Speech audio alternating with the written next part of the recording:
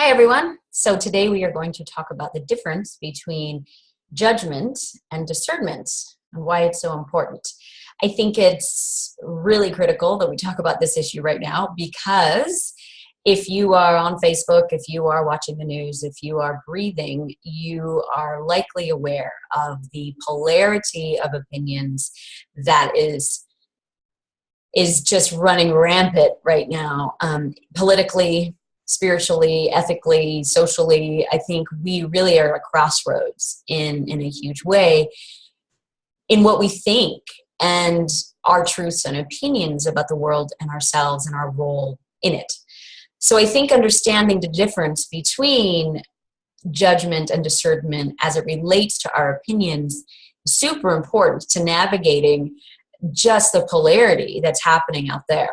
I also want to highlight the point that it's not just helpful to highlighting or navigating the polarity out there, but also how to navigate the polarity within ourselves. Because I think that we often are incredibly judgmental towards ourselves, probably most judgmental towards ourselves.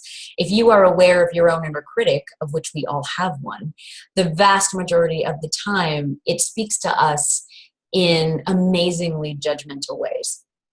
So I think it's important that we reflect this concept of judgment and discernment out there, and I think that's important, but really we need to find it within ourselves first.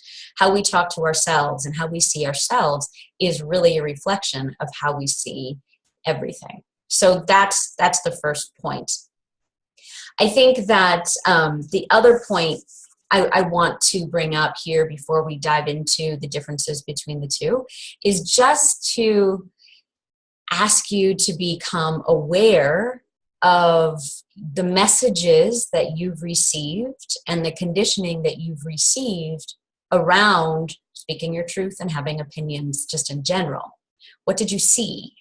So, I think that so many of us grow up with differing ideas and rightness and wrongness about what it means to be opinionated or to speak our truth. And we learn so many of these not necessarily helpful ways of asserting ourselves at that time. And so to do it differently, sometimes we need to look back to be able to move forward. So, we often, I get this one a lot first, just to start, that a lot of people that I talk to, we get the message that it's not spiritual, or it's not nice, or it's not agreeable to have an opinion.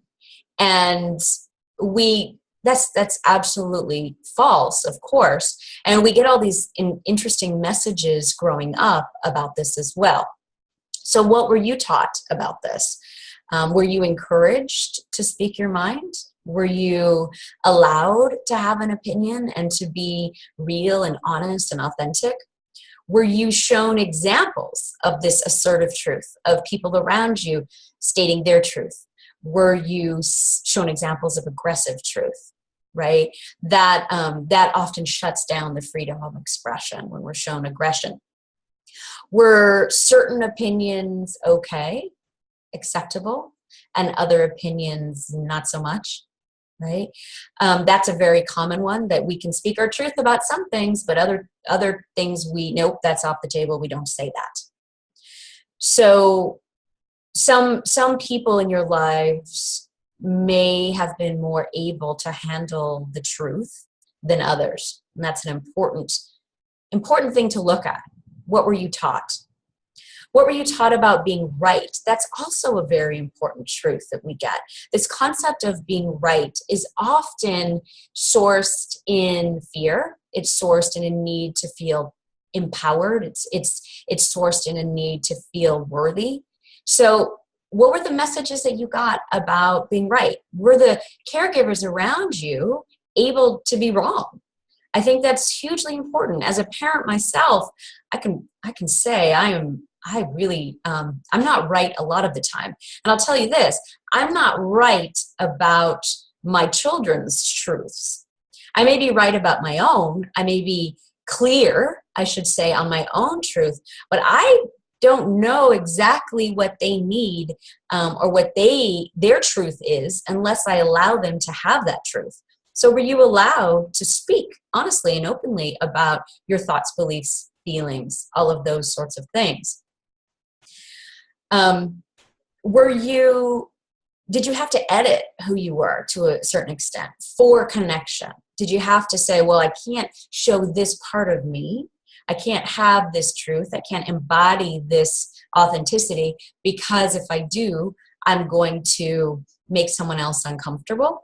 So I'll just kind of put that aside and edit myself accordingly.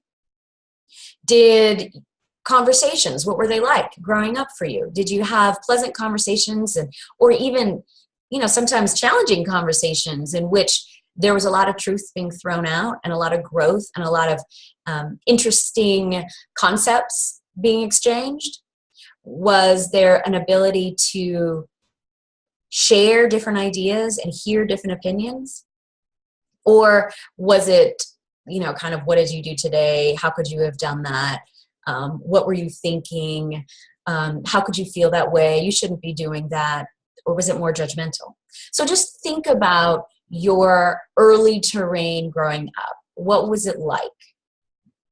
What did you learn? Because obviously we tend to bring forth some of those same messages and principles as we go forward. So the truth is we get all kinds of mixed messages about opinions and speaking up and speaking our truths.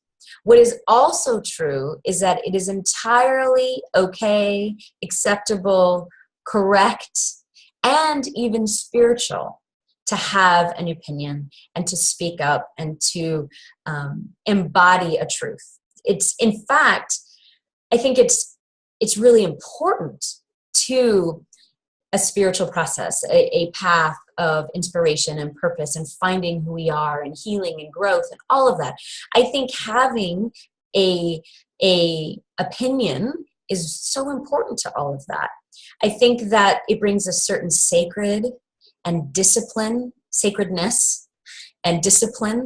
to being real and aligning our heart and our mind and our inner voice. So it's a way of really claiming and standing in our own power. This is reminding me of the last video I did on self-care and how I spoke about how important boundaries were to that process. So this is about that, being clear in our own truth and standing up for that truth and having an opinion is a way in which we assert ourselves with boundaries in active self-care. If you want more on that, go find that video. So it's also important to allow ourselves to be where we are. I remember a spiritual truth that was told to me a long time ago, and I find it relevant daily, which is the most spiritual thing you can ever do is be exactly where you are. So be in your truth. It may be correct. It may be, you're going to change that in a day. That's okay. Be where you are with your feelings. Be where you are. Be authentic. It's so easy in this path of purpose and any kind of spiritual seeking or any kind of healing to really bypass that. I think it's easy to do that. It's spiritually bypass or intellectually bypass the truth of where we are. And we don't want to do that because we miss the learning. We don't actually get to the destination we want to get to. We skip all this learning and we tell ourselves that all is good. We're here. Yeah, I'm totally peaceful and I feel great. But we don't, right? So it just comes back around. So I tell people all the time, just be where you are. That's the most spiritual thing you can ever do.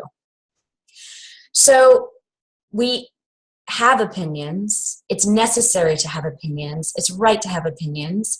But how we navigate having opinions and the difference between judgmental opinions and discerning opinions, that's what we're going to talk about. And that is important because just like with everything, there's choice. And we have the choice to align with love. We have the choice to align with truth. We have the choice to align with growth, or we have the choice to align with fear and staying small and constriction. That's always the choice. I mean, no matter what, we have that choice. We can stay in habit, we can stay in change, we can stay in truth, or we can stay in fear. So I think as we move forward, understanding that you do have a choice is important. So what is the difference between the two? And I'm offering this so you can do your work to really stay in the space of discernment, not just out there, but remember, you want to apply this to your own life and how you speak to yourself and what that means. Because I think I have been witnessing so much judgment, and it's hard. It's hard to see because it hurts. I think judgment is never good for anybody. And I think we can feel it, So finding a sense of discernment is super important to moving forward here. So what's the difference? Discernment is sourced in our own authentic truth. There's a sense of embodiment. There's a sense of feeling it inside. It's often a whole body knowing. It unites our intuition, our heart, our head. It just feels right. It's a truth that comes from the inside out. Judgment often comes from the outside in. It's usually separate, it's out there versus in here. It's usually something we've heard, something someone else has said that we're taking on or attaching to. It's usually a story or a spell that we've acquired somehow.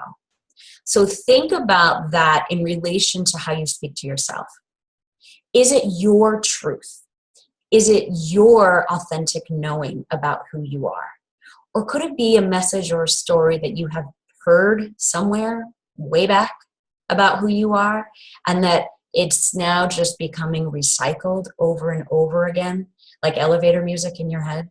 So you keep saying it to yourself, but it's really not grounded in your own truth. It's an important distinction, because when we do that to ourselves, we tend to do that to others. Okay, so shifting that is an important piece. Moving more from judgment to discernment is the goal. So to do that, it is challenging some of that inner critic stuff. So one of the things I like to do, a little tip here, if you want to know more about that inner critic stuff, I have a podcast that I've done on that. But one of the questions I like to ask the inner critic is, what's more true? What's more true?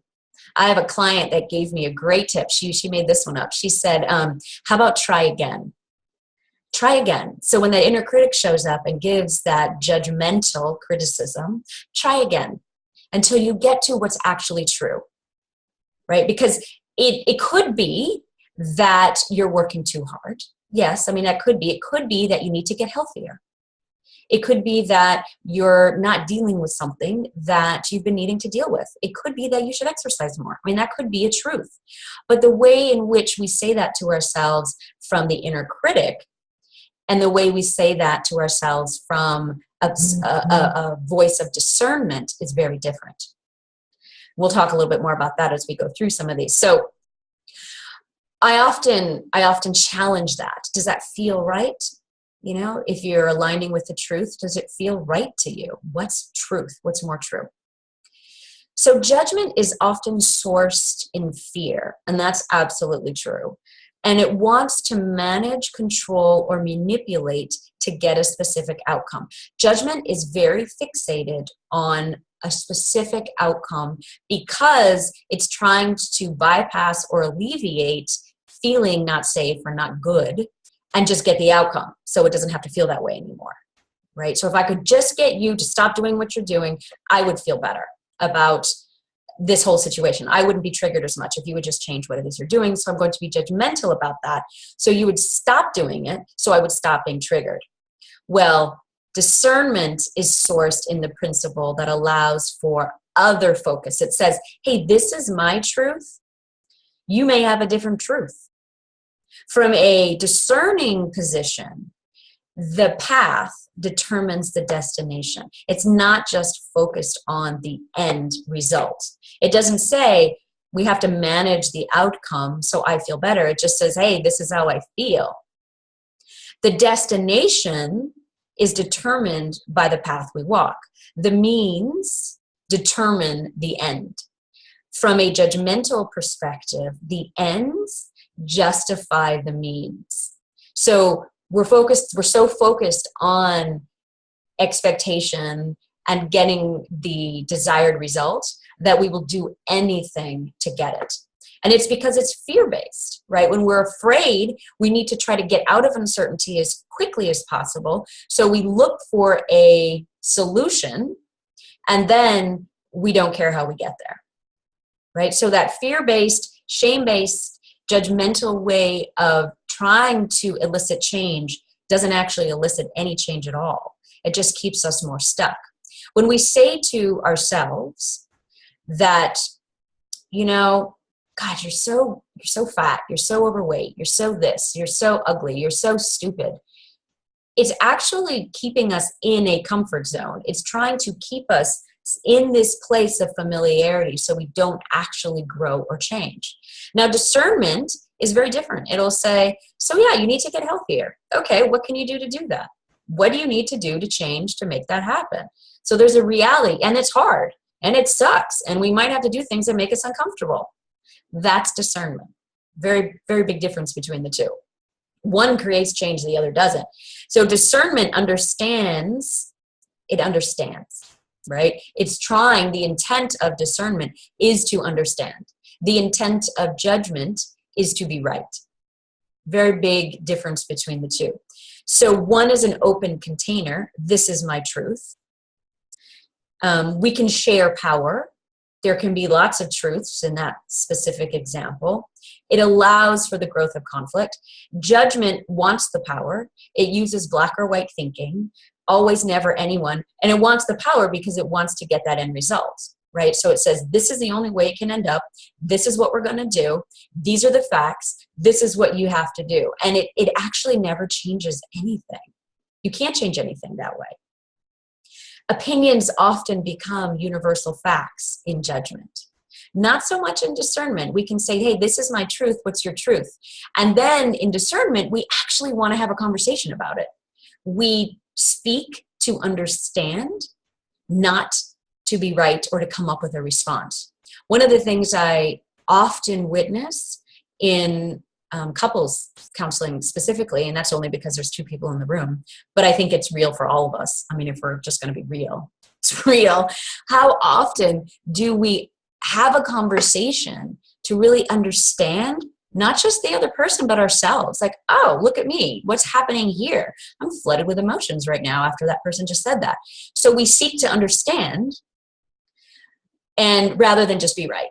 So often we have conversations where we're not even hearing what the other person is saying. We're already coming up with a rebuttal about we're right and they're wrong. And we're coming up with evidence, we're creating a whole case in our favor as they're forming sentences. We're not really listening. So in that way, we can't use any kind of understanding. There's no growth and expansion. And the whole point of conflict, which has a huge bad rap, I'll do one of these videos on conflict because we are so terrified of conflict in our culture, and rightly so. We get terrible examples of what conflict should look like. So no wonder we're afraid of it. It's scary, it's traumatic, it's violent, it's aggressive, and it hurts, and it doesn't actually give us any change, because if it's sourced in judgment, it's not going to. So, but if we come from a place of discernment with conflict, we can actually grow. Because discernment says, hey, I am the expert of my truth, and that doesn't mean I'm the expert of yours. Well, judgment says, I am the expert of me, and I am the expert of you. So it takes all the power. There's no growth or change there. So discernment, as you're getting the feeling here, it really allows construction. It builds up. It grows with new ideas. And it uses accountability and honesty, and it takes ownership of what's yours and what's not yours. Judgment deconstructs. It is the opposite of building up. It tears down systems because its focus is on outcome, being right, and you are wrong. Its focus is on staying in that comfort zone of of belief system where you don't grow or change or expand.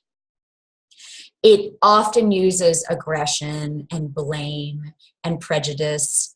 Racism and stereotyping in general tend to be incredibly judgmental if they're sourced in fear.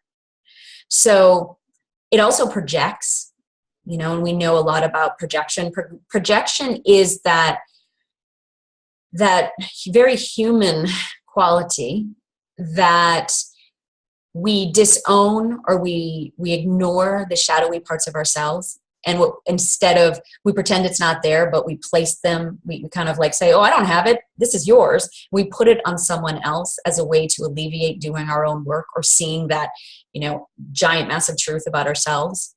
So it's the other person that has the problem, not us. It's pretty classic. I mean, if you're in an argument, next time you're in one, listen to what the other person is saying. And 9 times out of 10, everything that is coming out of their mouth, if you're not in a conscious conflict kind of relationship, look on Facebook, look anywhere where there's a lot of judgment going on, and you're going to notice so much blame and projection that, hey, it's you. And there's that great truth, I know you've heard it, that when there's one finger pointing at you, there's 3 fingers pointing back at yourself, or one finger pointing at them, there's 3 fingers pointing back at you. So that's an important piece to recognize, that, when we get in that space of judgment, we can often fall into blame and projection. And nothing happens in those moments. Nothing. I mean, it's so fascinating to me. And I love this because I get to be kind of a fly on a wall. And when I'm working with couples, how often they get into arguments where nothing's happening. And I can see that for myself. I don't even need to speak about it with clients. I mean, I've had whole days of arguments with my husband where, yeah, we said a lot and nothing happened. Nothing, no growth, because it was all about being right. It was all about blame and projection and not being accountable. So when you're looking at it within yourself, what can you be accountable for? All right, what do you need to be accountable for? And not projecting your own inner stuff on anybody else. And typically we do that with ourselves when we say things like, oh, that person thinks that of me, or I bet they're thinking that of me, or I bet, oh yeah, they think that. And what we're really doing in that moment is we're literally putting our own projection we're putting our own shadow in their head, and they haven't even said anything. It's like, oh, this is what I think about me, but I can't own it, so I'm going to say this is what they think about me. So that's an important way to do shadow work. I'll have to do a video on that. But one of the best ways to work and transform and heal the shadow, which is such an amazing thing, I encourage everyone to really do that kind of work, is to own your projections, because it's like the lightning rod. It's like the finger of truth that says, right there, that thing that you're trying not to own in yourself. Look at that. So it's great work. I'll have to do some stuff on that. Okay. Discernment is responsive. It allows for new data and new truths. And it allows for the alchemy of conflict to transform a situation, a person, a problem, a couple, right? It allows for growth. Judgment is reactive.